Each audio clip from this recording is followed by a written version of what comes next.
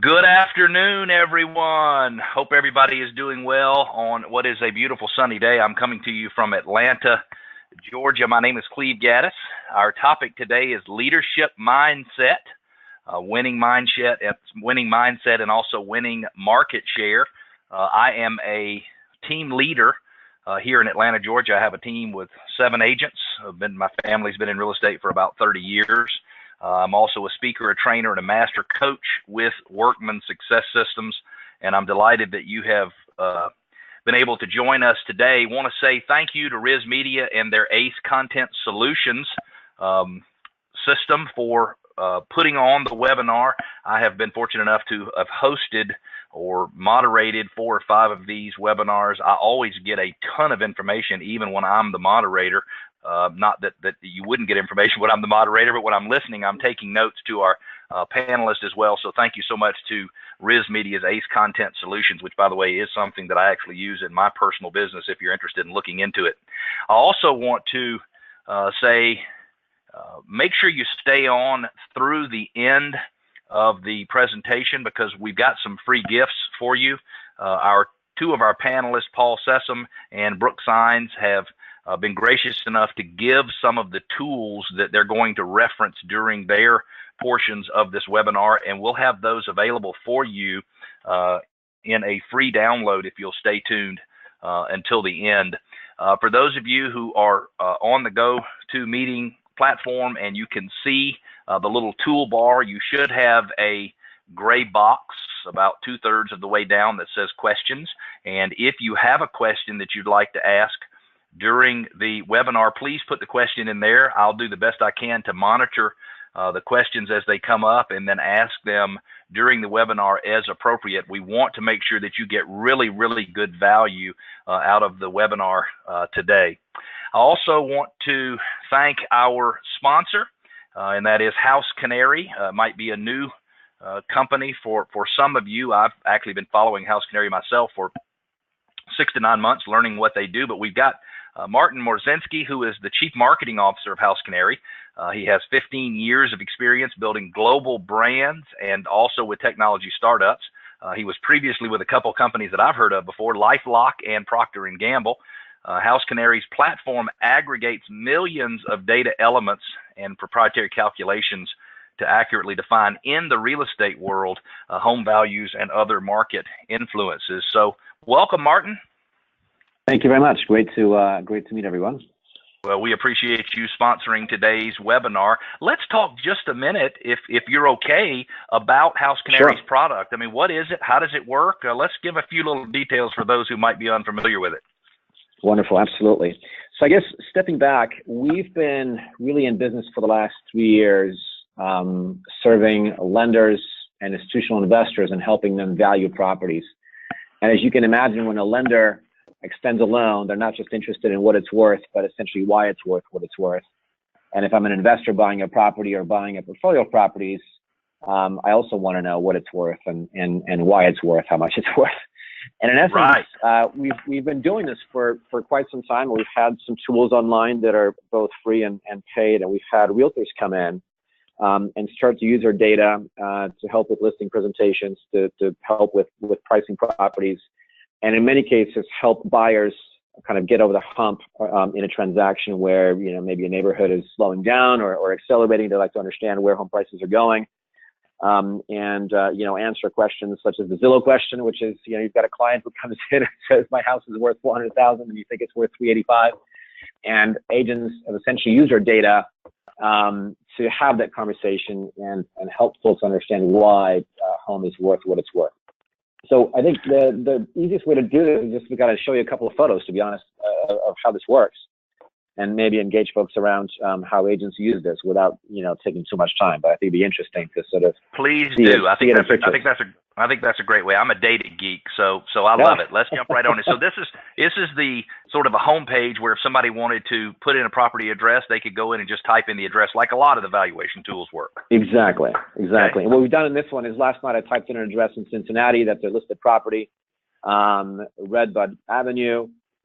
It's actually listed for a hair above what's on the next page. And if you flip forward to the pricing page, you'll see that we value it at $252,000 given a fair condition. And by the way, as an agent talking through pricing with a client, I'm able to slide that condition slider at the top right over there from fair to good to excellent, and sort of watch the value rise. If you flip forward just one here, on the next page, we've got property details. So you can obviously adjust square footage and lot size and bedrooms and so forth, because, you know, maybe those have changed since what's in government records. Maybe someone added a half bath, maybe someone added square footage, and this allows you to basically dynamically adjust property value. And if you flip forward another one, you'll see the value forecast. So we've actually, this is what we do for investors and lenders. We go through the last 40 years of transactions, correlate them with mortgage markets and stock markets and population movements and jobs to basically understand the impact of these things on home prices. We factor in schools and traffic and crime and other things to essentially look at a home today and forecast what it'll be worth in 3 years with 92% accuracy. So this is, for this particular home, it may be hard to see, but the home now is worth about $252,000. We expect another 6% of growth next year, and believe it or not, actually accelerated growth into years 2 and 3. So this which is amazing. Sense.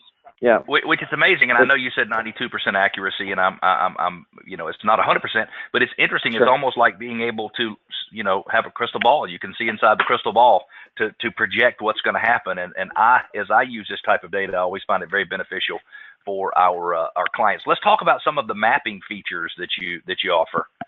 That's right, and I think this, you know, gets into some of the why behind the value. So this is a heat map by block for the sort of broad neighborhood where this home sits in Cincinnati. And you can see that kind of black dot in the middle. Right. And you can see that it's basically sort of a light orange, and essentially that home looks like it's priced right around $120, $130 per square foot.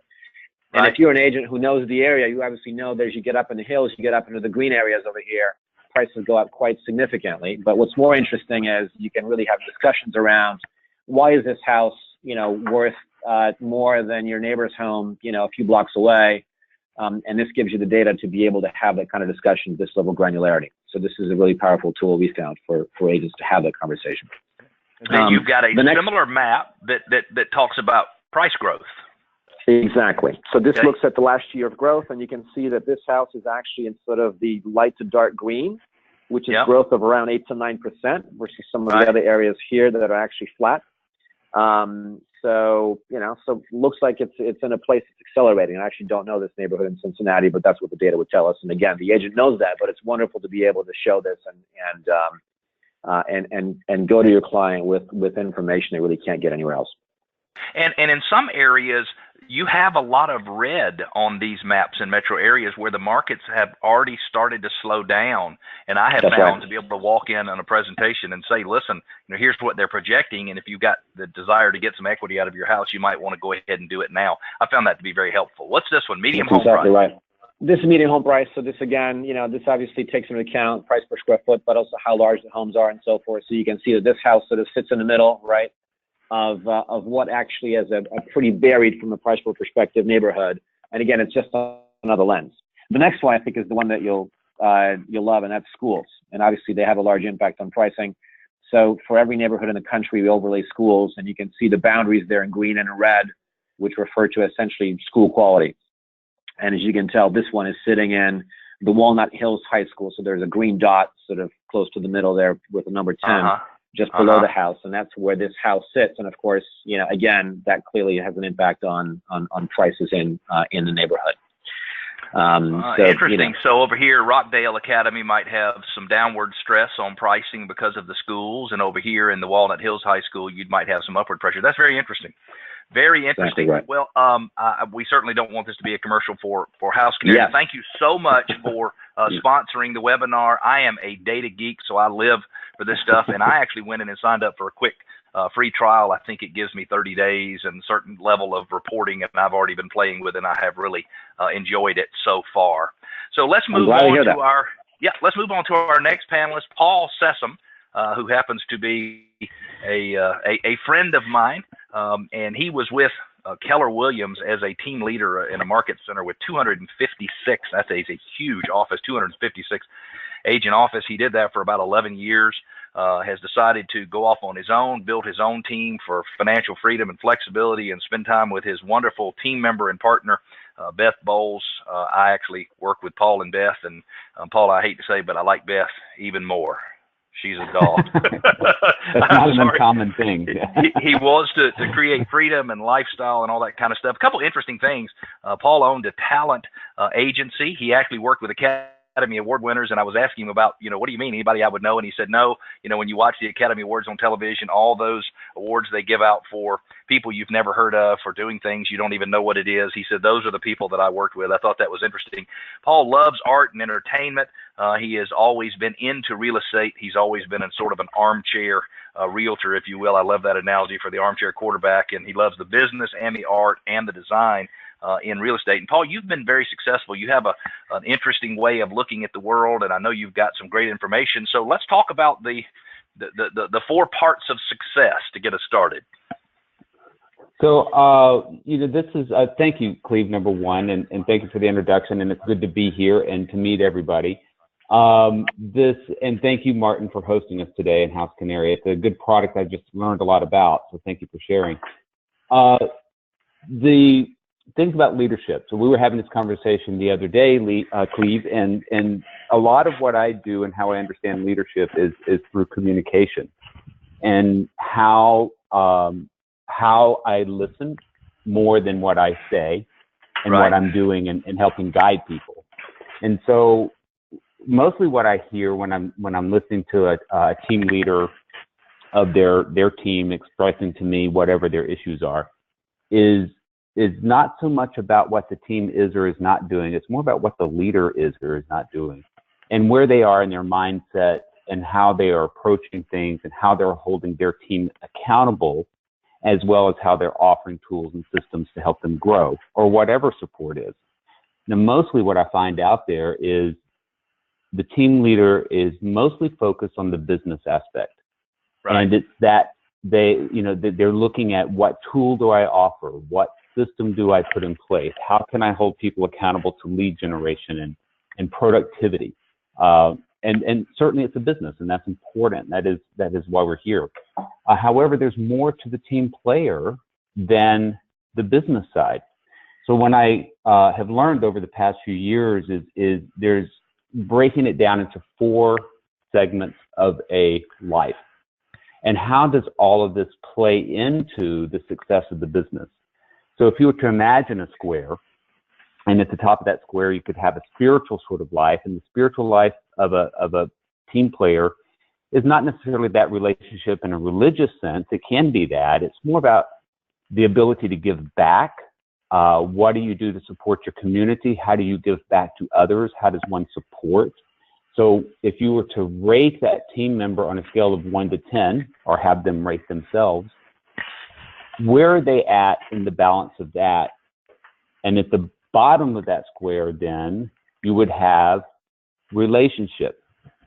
So this is, how is that team member in relationship with others, of course, but more importantly, how is the team member in relationship with themselves? Right. So this is the thing that I see that holds people back quite often, is the words that are used when we talk to ourselves, the things that we commit to and don't follow through on. And so, for instance, they can commit to a team leader that tomorrow I will be in at 9. They actually say this: I will do this, I will do my lead generation, I will do X number of contacts, and yet it doesn't quite happen that way. Right. And so the relationship with themselves begins to erode just a little bit. So it's being in the awareness of where are they at in relationship with themselves more than anything else on a scale of 1 to 10. Now, to the right of the square would be the physical life. Obviously, it's taking care of the body. Are you eating, sleeping? Do you have the energy to enter and do what you say you're going to do? We all know people out there in this world who are very, very successful, yet physically they're challenged, not even able to get up or move sometimes, just because their body's not functioning and right. perhaps not eating well. So that, there's a mental piece that goes to that. And to the left of the square would be the mental game. This is our business. This is our money, our wealth, our education, our knowledge. And again, it's looking at that, saying, what is it that this person knows and is willing to invest in, and how attached are they to this mental life as well?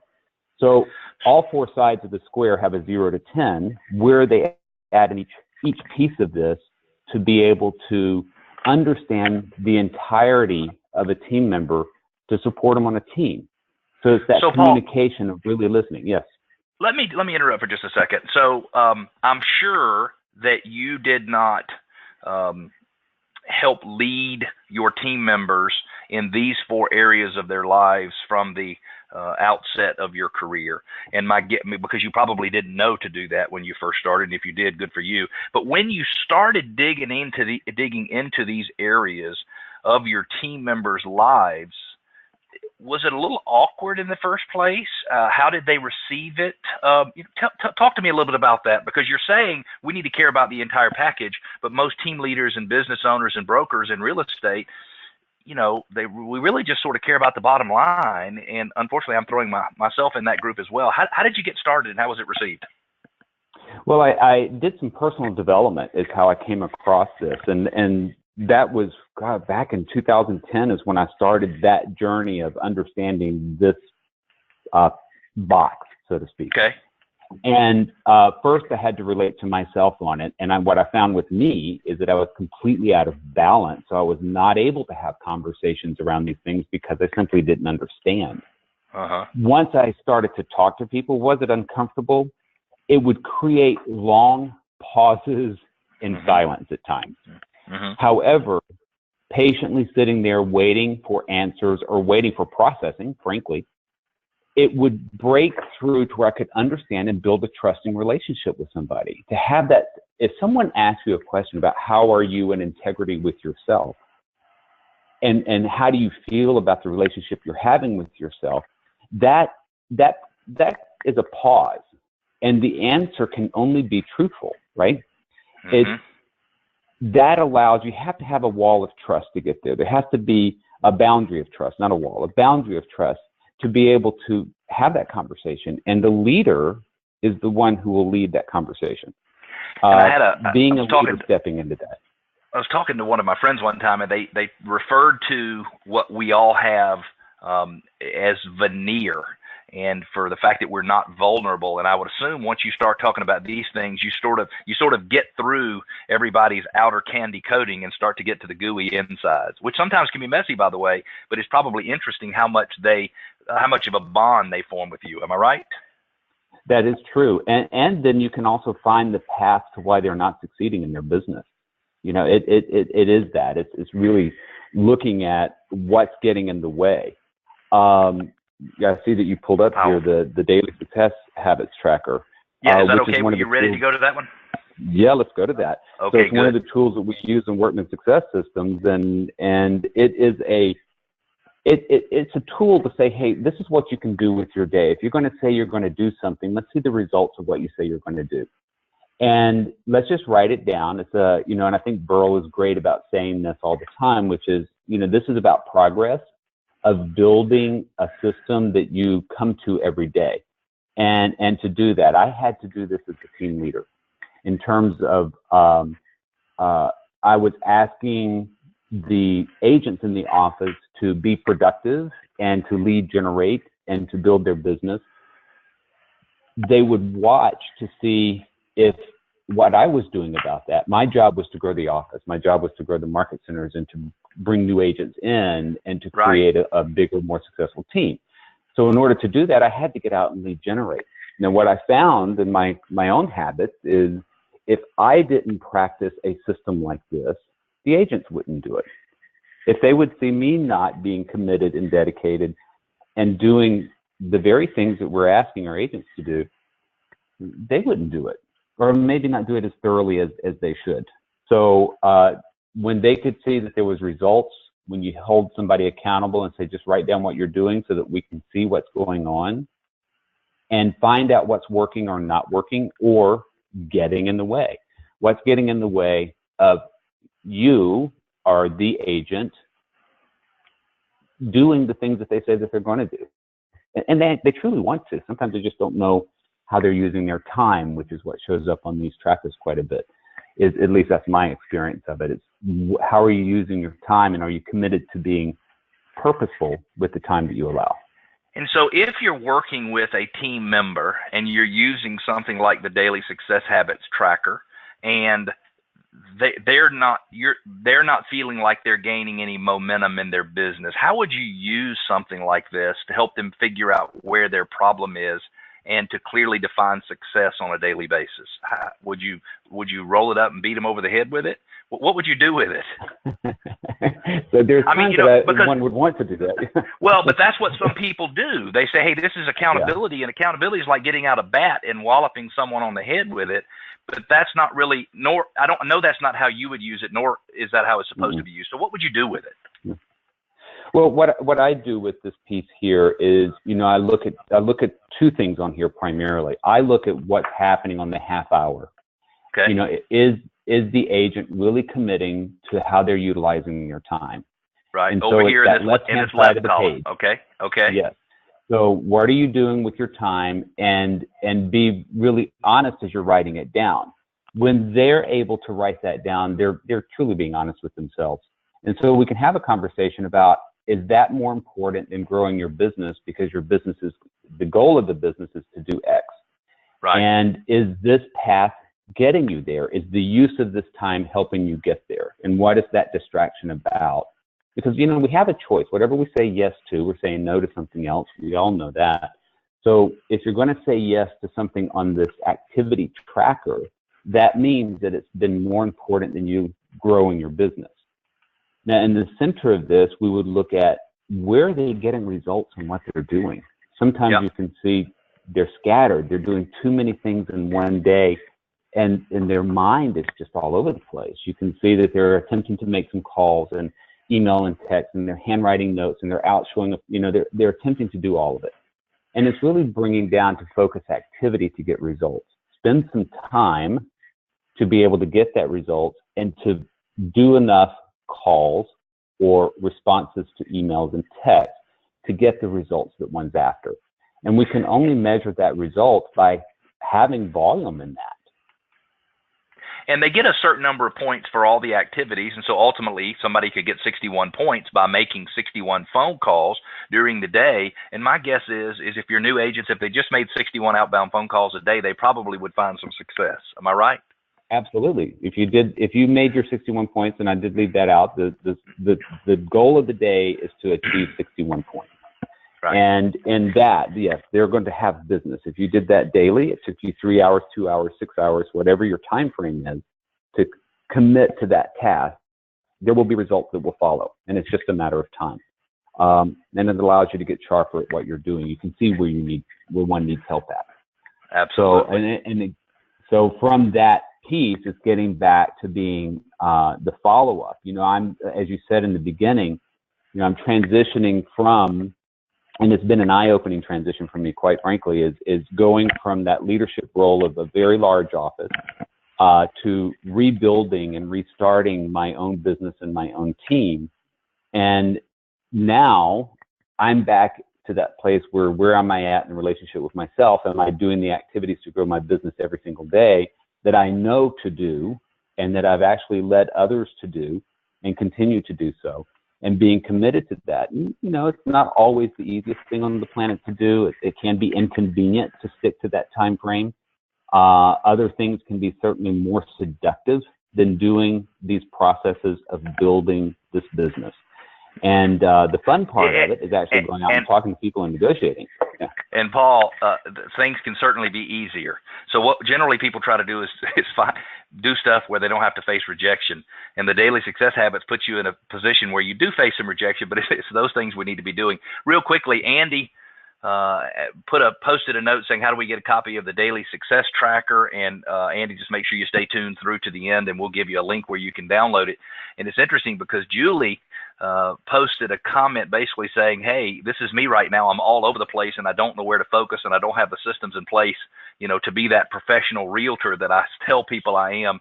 And all I will tell you is, Julie, you are not alone.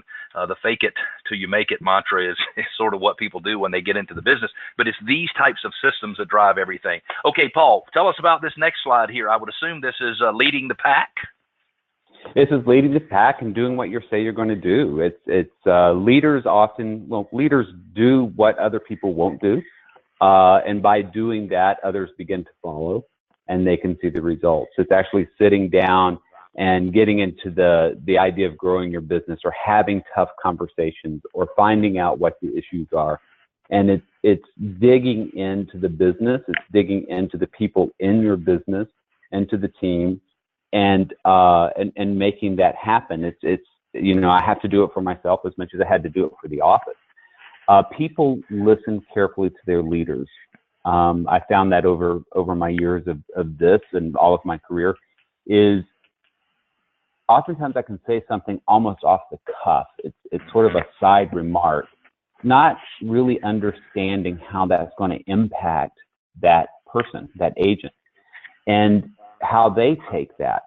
And so if it's something that they're challenged with, and I can just say, all you have to do is just sit down and do 3 minutes. Once you go do that, and then we'll talk. That's sort of an off-the-cuff cavalier remark for me, not giving attention and time. It's like, I know you're not doing it, just go do it. Yep. There's resistance to that, so immediately they're going to push back a little bit, and they may not say anything, but what they will do is watch what I do. Is he going to go sit down for 3 minutes and do this?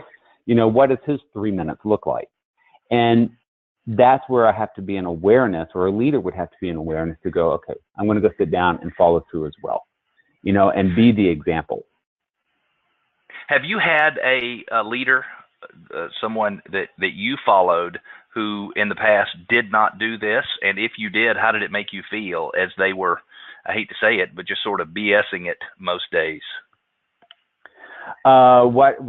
Yes, and indeed. And, it was for a young man, I worked on cruise ships and was in the entertainment world on cruise ships and traveled the world. And it was really quite a lovely experience.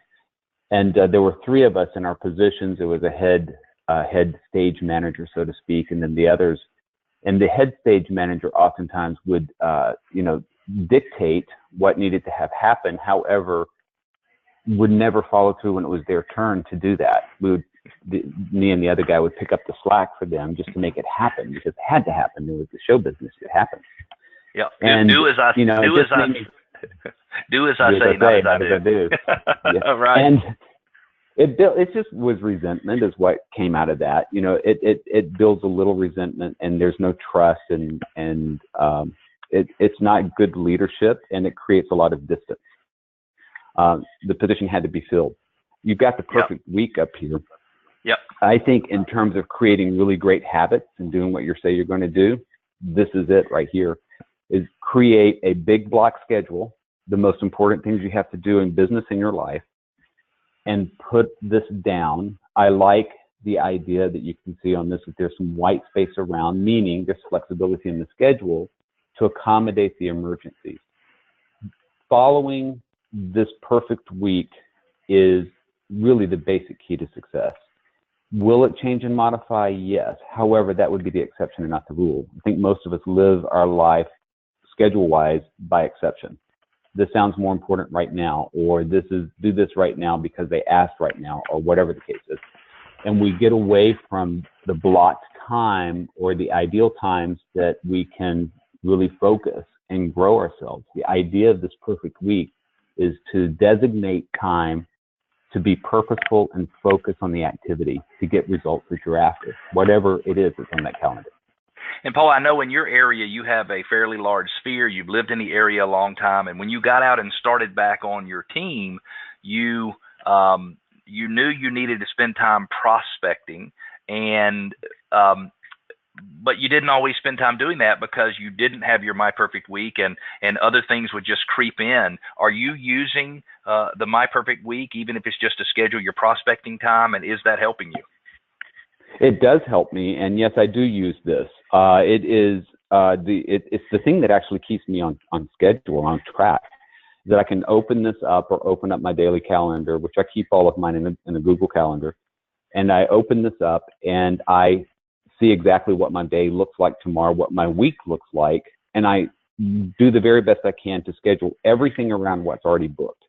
If I could look 6 months ahead, my schedule looks very similar. And my goal is to plug things into the schedule as I'm open. You and I have even experienced that in our working together. It's like both of us have a schedule that we follow. And if we need to communicate with each other and it's not on our schedule, we have a tough time finding the next time to do that with. Right. Yep. So that is, Yep. it's because we're following a schedule. Certainly we could jump ship and do whatever we wanted to do. However, that doesn't produce results in the long term.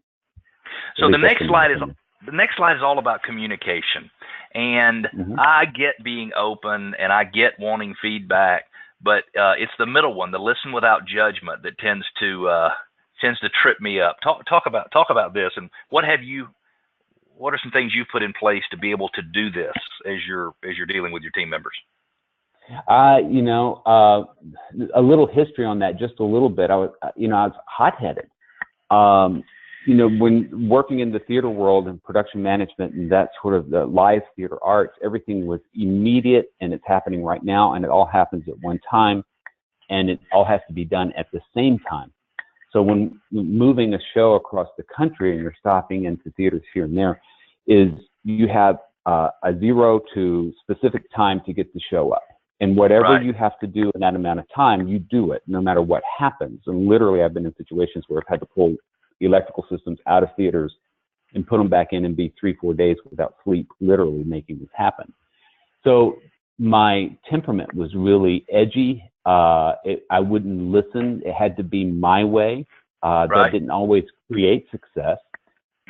It created animosity. And as I moved through careers, I started to realize that I wasn't going to be able to be successful if I couldn't get people with me. That means that I would have to listen to the feedback I was getting, whether I wanted to hear that feedback or not, and learn to listen to the feedback of, this is a growth message for me. This is however it's being said, breathe through the delivery process and listen to the content, because whatever they're saying is designed to help the situation be better. How they're saying it, just disattach from that emotion side of it and listen. I can learn where my flaws, I did learn where my flaws were at. I learned where I was imperfect and could accept that imperfection and listen to somebody else and let the winning idea win. Let the leading idea win. It would make it easier on everybody in terms of creating a team. I had to learn to let go of my ego, quite frankly. And it's not easy. It's not easy to listen to somebody say to you, "Hey, just so you know, you're inadequate," because that's what we hear when people are coming to us. I need this, or do this, or I wish we did it a different way. And I think you're just saying, put your ego in your pocket. We've got a couple more slides here, and I hate to do it, but we need to run through these kind of quickly. But let's talk about transparency, because I'm not sure you mean it the way other people think you mean it. And then let's talk about some of the tracking systems that you use that, don't worry, we'll have copies of for everybody at the end as well. Well, the transparency is really just being open and vulnerable to the team. If you're building a team or you're individual, you're alone, whatever's happening out there, it's being able to show what's happening with your business and what's happening with yourself. And again, there's nothing to hide, especially on the team. Everyone's after the same goal. And it's critical when you're building a team to use the tools to help you select the team. We had talked a little bit the other day, Cleve, about the Ideal Team Player, the Patrick Lencioni's book. And I had forgotten I had that book here. And so immediately I went and looked it up, and I did have it, and I read through it. And it's really building a team that has team players that are humble, hungry, and smart. Their ego's not in the way. They really want to get something done, and they're willing to play into the culture of your operation.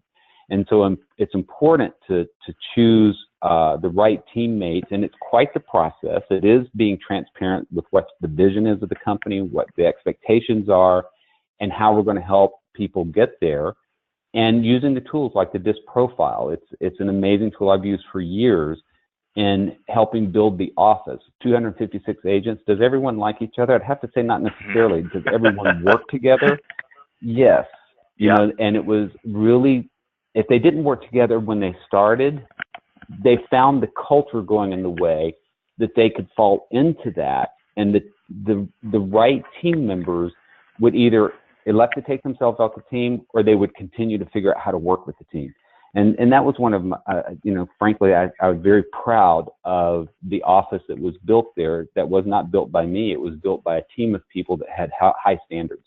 And we held those standards together, and it created that environment for people to be transparent. So this is the lead tracker. So I find this tool extremely useful. And I'm going to tell you quickly how I see this. Number one, all leads go in and they're assigned a specific category A, B, or C so that you know how to follow this lead up. All team members' leads are here. And when I'm looking at it, you can immediately tell who's following up, when are they following up, when was the last contact. Is everybody doing what they're supposed to do in maintaining their leads? I also look at this piece and go, there's A, which is immediate business, B, 30 to 90 days out, C is anything beyond 90. I like to see a lead tracker with a pretty hefty C category.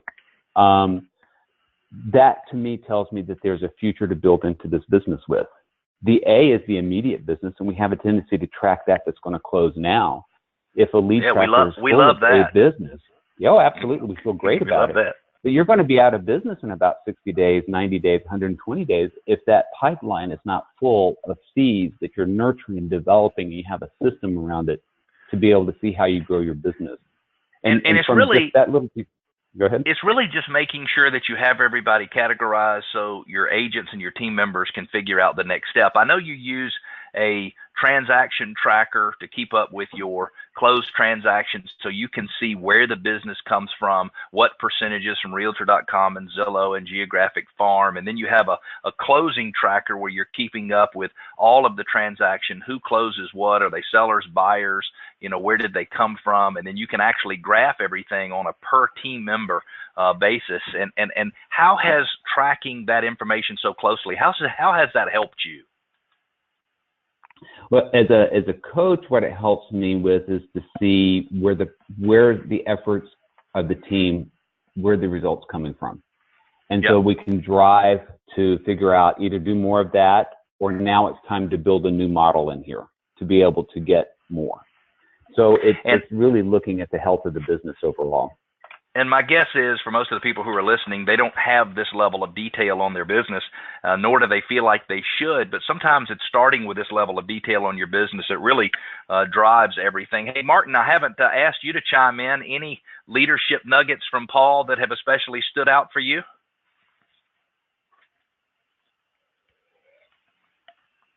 Martin? Well, maybe Martin's not with Brooke. Connectivity problems trying to find the right button on my phone. Oh, no problem. Well, and I just called on you out of the blue. I just didn't know if you had any comments or thoughts. Well, I have to say that a lot of your first slide really resonated with me, and I think people tend to think about leadership along these dimensions that are more obvious around, you know, kind of skill sets and what have you. And I think you brought up some really interesting points about kind of being in tune with yourself and your community, and in tune with sort of how folks are reacting to the way that you lead. And it was actually a really great reminder for anybody who's leading in any situation that it's a pretty complex problem. And I think that sort of that 2x2 quadrant that you sort of drew out made a lot of sense to me. So I have to say that resonated for sure. That's great, and I feel the same way. And it's really all about how we manage ourselves if we want to be good leaders. Paul, thank you so much. Your insight's very beneficial. Next, we've got Brooke Sines. She's a realtor with RE/MAX of Grand Rapids in Michigan. Her focus on communication, organization, personalization with each and every client led to her being named a rising star in her first year in real estate. She's gone from doing $50,000 a year up to her team will probably do over $500,000. She's been in the business 2.5 years, for those who think it takes a long time to grow and develop in the business. She's self-proclaimed OCD. Brooke, you and me are both there together. You also used to be a booking agent for motivational speakers and entertainers. I think that's interesting. And you're the oldest of 4 siblings, and I guess that's why you always boss me around every time we're together. Welcome, Brooke. Thank you. I'm honored to be here today. So talk to us a little bit about, and you are a learner to your core. You are a learner. You're reading, you're growing. Talk to us a little bit about that. Yes, I actually was just adding something to my list that I want to look into seniors and that realty specialist degree too, or designation. But I want to know as much about anything and everything that I can at all times. And so when I got into real estate, I knew nothing except for the fact that I wanted to sell houses. And so Right. I wanted to know as much as I could. And I quickly learned that I'll never know everything about real estate because there's always a different day in the business.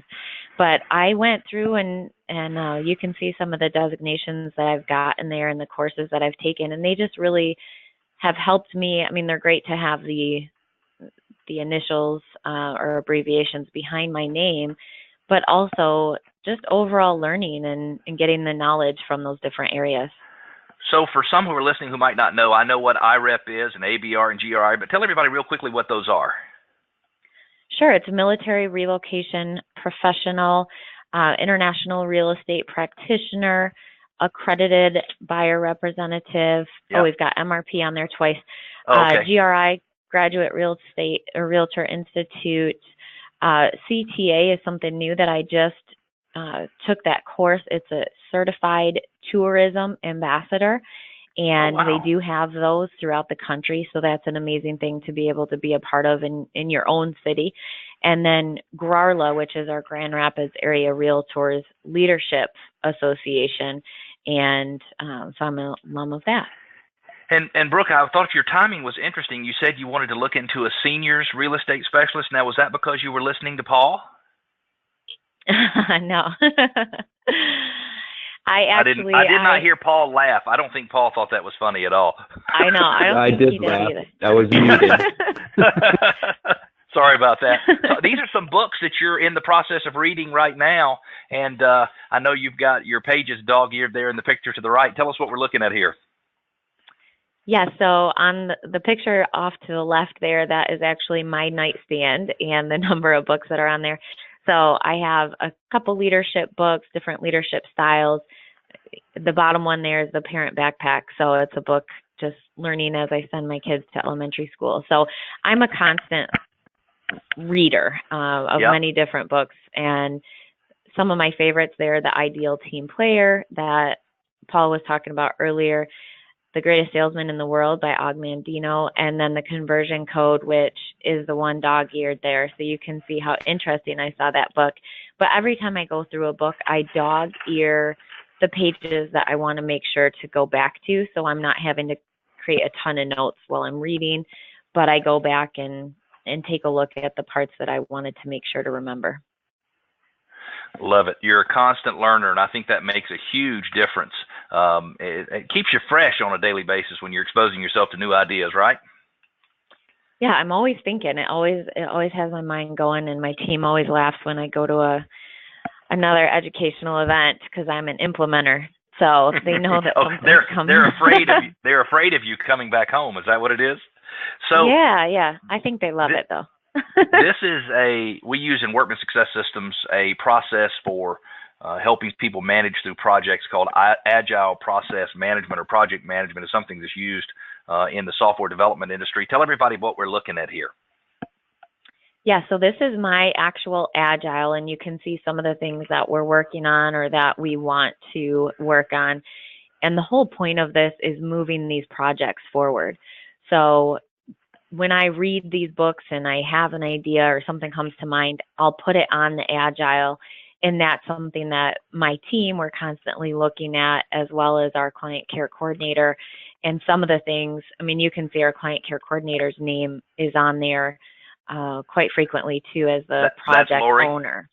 Yep, that's exactly. Lori. Okay. And then now this is just a backlog, if you will, of all the items you want to work on. But can we take this bucket of fun and maybe look at that one a little bit more closely and explain to everybody how you use that? So you've decided you're going to start working on the bucket of fun. So you've created what's called a sprint, and this is what it looks like. Yes, exactly. And this is something that we already did. So we have it put into our Agile and put on the backlog as something to basically just recreate and duplicate next year when we want to do it. So we kind of put the status all to 0 again. But this has been awesome. We decided as a team we were going to do a bucket of fun, and each of us team members picked 25 out of our top 50 and dropped off a bucket of fun on their front door the weekend prior to 4th of July. So you can see here where we made a list that we were going to get buckets and sparklers from the dollar store, and we're going to put Grand Allure Home Group stickers on the buckets, and inside the buckets we needed to get sidewalk chalk and tattoos and flags and bubbles and so on. So we really put everything on here, and as soon as we're done with the project, then we can go back and meet as a team and say, okay, what do we want to do differently next time? And we can put those notes in here so we don't have to recreate the wheel next summer when we go to deliver these again. And we had people, posting all over our social media saying thanks and posting pictures of the bucket at their front door and how much their kids loved it. And it was a hit. What great exposure. And I assume you didn't put this up here because you think everybody should do a bucket of fun, although it sounds like a great idea. I might want to steal it myself. I assume you wanted to communicate this because you have to have a process for getting stuff done in your business, especially when it's new projects like this. Correct. Yeah. And then we can label the importance level of it and move projects forward and who's doing what and label those project owners. Love it. I know you're big about having daily huddles, just a quick meetup with your sales staff, your administrative staff, or everybody. Talk to us about what we're looking at here. You've got an outline for what you do? Yes, I am blessed to have an amazing team, and we talk every morning, Monday through Friday at 8:45 a.m. So we all call into just a freeconferencecall.com line, and we talk about what happened yesterday, what's on the schedule, what do we have planned for today, how many points we got on that daily success habits tracker. So we use that same 61 points as our goal that Paul mentioned earlier. We talk about any buyer needs, any upcoming listing appointments that any of us have. So it's really a way that, we all try to be in the office and working as a team as often as possible. But let's face it, if we want to be out selling houses, people are on the road. And so this is a great way for us all to collaborate every morning together and kind of start the day off right. And so the title of the webinar today is Leadership Mindset, Winning Market Share. And you and Paul both basically keep talking about how to manage your agents and your team. And so I assume what both of you are saying is if you want to grow market share, you have to grow the number of people who are working on your team. You said something, I'm very fortunate to have a great team. I doubt that that's the case because you said it like you're lucky. And my guess is you probably attract to you what you put out. And so you went from doing, basically $1.6 million in sales volume to probably 17 or 18 million. So you're growing your market share. And it sounds to me like you're just doing it one team member and one customer at a time. Nothing fancy. Mm-hmm. Yeah, we're following, these processes and having this leadership mindset. You put that into place, and I kind of say that I've in coaching with Workman Success Systems, I kind of let go of the wheel and said, tell me what to do and I'll do it. And that's been amazing for me. Now you sent in, I'm going to go ahead and put all three of them up here. Sent in 3 of your daily success habits tracker. I assume these are yours personally? These are from my team. So these are 3 different members of my team. Yep. Got it. So you have them complete these on a daily basis and submit them to you? Yes. So we turn these in on a daily basis. And I really mean we. They're on my desk right now, and I'm completing these on a daily basis as well. So we're able to really take a look at what items we're getting done on a daily basis. And if we're in Con Ed all day, or somewhere where we can't get as many points done, maybe we'll schedule a call night that night, or we'll schedule, 61 emails to go out that day on our behalf that we can follow up the next day. So we're always trying to get 61 points or above. Well, you and I happen to be friends on Facebook, and I noticed a couple of days ago, maybe it was even last night, you weren't quite up to your 61 points, and so you were trying to finish up your 61 points and wanted to know who was out there trying to do the same thing. And I think you were calling into 55 and older communities, if I remember correctly, making prospecting calls, and I love that. I think that is so great. I've been in leadership roles myself for almost 30 years now, and some days I feel like I'm playing at it, but you're setting the right example for all of us, and I think that is so cool.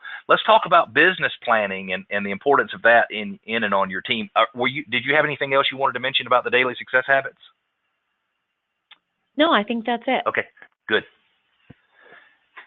How about business planning?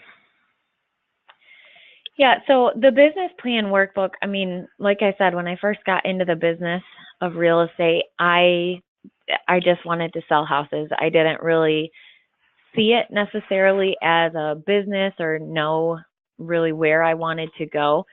But once I got in, I knew that it was truly a passion and something that I wanted to stick with and really be purposeful.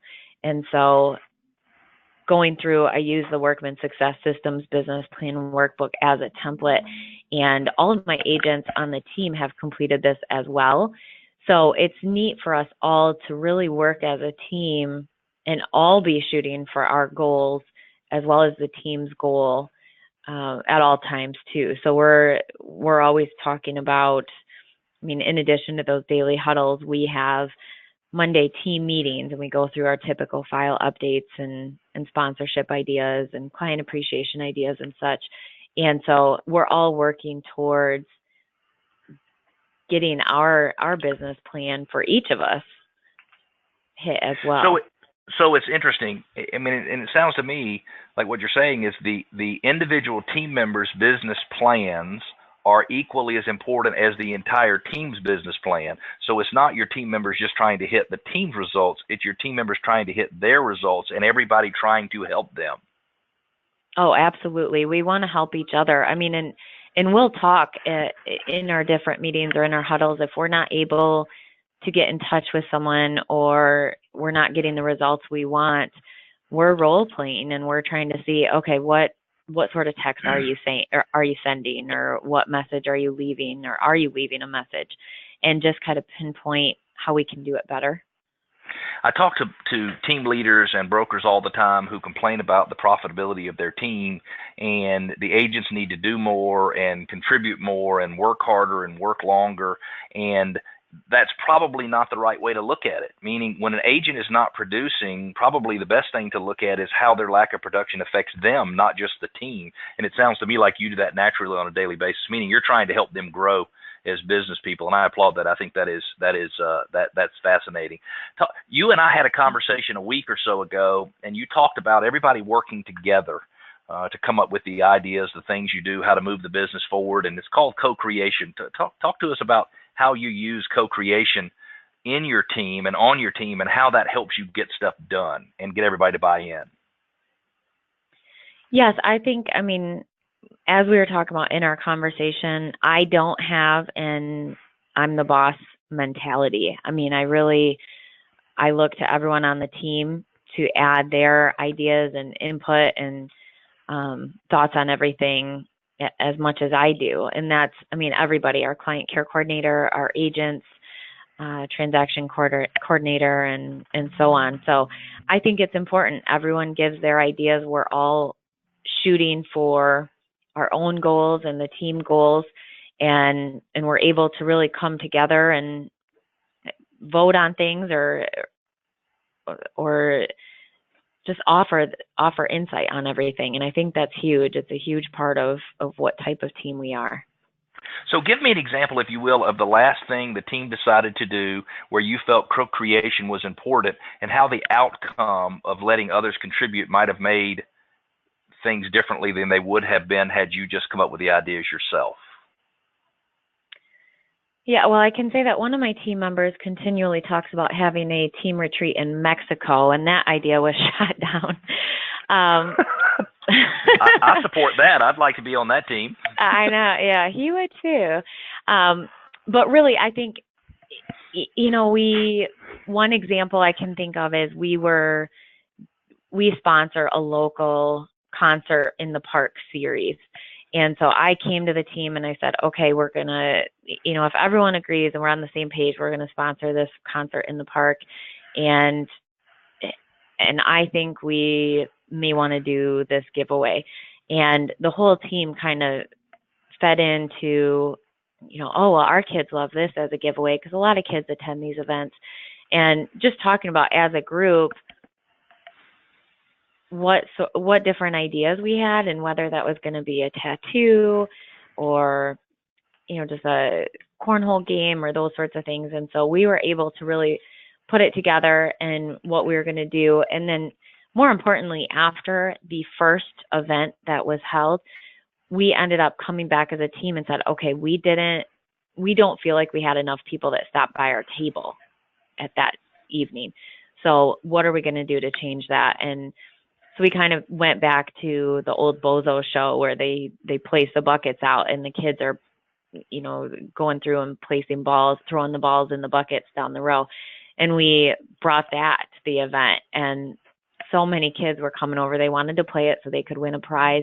But then also the parents, it's bringing them back that memory of watching Bozo. And so we had some great conversations, and I think that really helped. It's not just me saying, let's go out to this park and let's hold this event and here's what we're going to do. I mean, we actually came back and my agent said, this didn't work exactly the way we wanted it to. So how are we going to make it better? And when it comes to co-creation, and admitting where you fell short is probably more important than anything. Let's talk quickly about the ABCs of prospecting. We've just got a few minutes left, and I'm sorry to hurry you through it, but let's talk about your A, B, and C prospecting and how you use that in your business, or prospects, I should say. Sure. It's very much as Paul described. We use the lead tracker, we use the transaction tracker, and so getting those A leads, which are ready to buy or sell now, always having an appointment. The B leads that are going to be the 30 to 90 days out. And as it says there, I mean, it's kind of a little cheat sheet there saying call the weeks of the 1st and the 15th. So on that lead tracker, I'm always making sure that the next date I put for a B lead that maybe I'm talking to this week, the next time I'm going to call them is the week of September 1st. And following that will be the week of September 15th. So really staying organized, like I said, self-proclaimed OCD, but being able to do that is really beneficial, and it makes you look at that lead tracker not in an overwhelming way, because there's a lot of information there. And if you can go in, sort it by A, B, and C, and easily look at, okay, today I'm going to call my Bs, and there's 20 of them. I mean, you can make those calls or send a quick text message and follow up with them.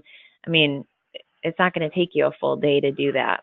And if you're in a huge hurry, you could email all of them at the same time. I mean, just to make sure you keep touching base with them, right? Yeah, you just have to touch them twice a month so that they're not losing sight of you, and vice versa. And then same with the C's. Call them once a month. They're typically 90 plus days out. You call them the week of the 8th. And the reason we call these people is because a C can turn into an A tomorrow.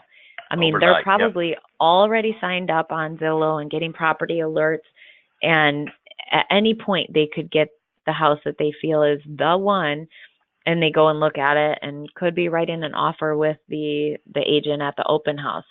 So staying in touch with them, letting them know, hey, I know you said you may not be ready right now, but I'm here to help you when you are ready. That's hugely important. Just want to follow up, make sure I'm not dropping the ball. And talk to everybody about sphere of influence and when you follow up with those prospects. Yep, the sphere of influence, you want to call the week of the 22nd. Call them once a month, stay connected. We send out, I mean, we're big on Facebook and posting a lot, not just about business, but personal things too. But then also we send out postcards to our sphere of influence on a monthly basis. We're constantly staying in touch with them. I make sure that I send out 10 to 15 Facebook messages a week, just saying, hey, love the pictures of the kids. Looks like you guys are doing great. How are you doing? And staying in touch with people that way is huge too. I love it. Brooke, your information is it's just some great information, and I really appreciate you sharing with everybody on the call today. I don't have any other outstanding questions right now. Martin, any thoughts on what you heard today? Any comments? Well, first of all, just terrific to listen in and sort of really hear what's happening on the grounds. We're often kind of busy building, things, and it's just great to get the insight. I was going to say one thing, which is maybe just an interesting parallel to what you just spoke about in terms of keeping in touch with your sphere of influence. And I'm going to try not to make this sound like a product pitch, but we've actually experimented with some folks at Remax and other shops with literally, looking at your sphere and sending them a report every quarter, every 6 months that says, this is your home. This is, you've gained X in equity over the last year since you bought this home from me. And here's what's happening in the neighborhood. And it's been a terrific tool for reaching out to folks with information on top of some of the wonderful ideas you had around staying in touch at a very sort of personal level, right? So that's just just a thought I had as I heard you say that. I had to jump up and say it. I love it. We've got a question from Mara. Wants to know if we get a copy of it in PDF or a recording. RISMedia will actually post the recording and the full video to YouTube. I think that typically gets posted by the end of the day today or by tomorrow morning. I always get notified. And when you go in and download any of these free gifts, you'll also get a full copy, PDF copy of the presentation as well. The gifts we have for you, and all you do is go to workmansuccess.com/winning. Again, workmansuccess.com/winning. And you'll be able to download Brooke Sign's daily Huddle outline, the ABCs of lead management that you heard Paul and Brooke discuss, the full business plan workbook, which I believe is a fillable PDF form, so you can actually use it to do business planning, a daily success habit sheet, which is also a fillable PDF, so you can fill it out and start using it, and you have our permission to use these however you wish, and also a copy of My Perfect Week.